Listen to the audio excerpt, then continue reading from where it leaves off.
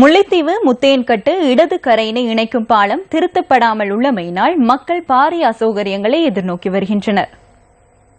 1964ஆம் ஆண்டு நிர்மாணிக்கப்பட்ட இந்த பாலத்தில் இதுவரை எவ்வித புனர் நிர்மாணமும் மேற்கொள்ளப்படவில்லை என மக்கள் விசனம் தெரிவிக்கின்றனர். இந்த பாலம் முறையாக புனர் நிர்மாணம் செய்யப்படாமையினால் மழைக்காலங்களில் போக்குவரத்து நடவடிக்கைகளின் போது பெரிதும் சிரமங்களுக்கு மத்தியில் வாழ்வதாக முத்தையன்கட்டு பிரதேச மக்கள் கவலை வெளியிடுகின்றனர். வெள்ளக்காலங்களிலும் முத்தையன்கட்டுக்குள் வான்கதவுகள் திறக்கப்படுகின்ற போதும் இப்பாலத்திற்கு மேலால் வெள்ளநீர் ஓடுகின்றமையினால் மழைக்காலங்களில் முத்தையன்கட்டு பிரதேச மக்கள் பாரிய சிரமங்களுக்கு முகம் கொடுத்து வருகின்றனர்.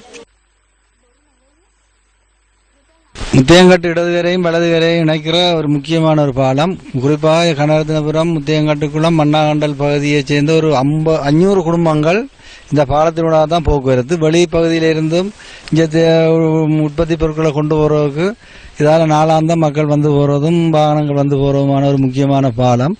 பிரச்சனையான ஒரு பாலமா தான் இருக்கு. இந்த மழை வீழ்ச்சிக்கு அளவான ஒரு பாலமா இல்ல. இது எங்களுக்கு உடனடியாக செய்து தரப்படணும் என்று நிறைய நாட்கள் எல்லாரையும் கேட்டிருக்கிறோம்.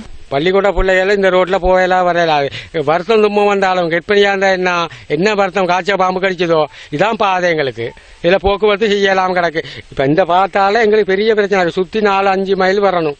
பெரிய கஷ்டமா கிடக்கு எங்களுக்கு. பெரிய பிரச்சனை எங்களுக்கு. இந்த பாலத்தை ஒழுங்கு செய்து நீங்க தயவு செய்து கொடுத்தால் எங்களுக்கு பெரிய ஒரு நன்மையா இருக்கும்.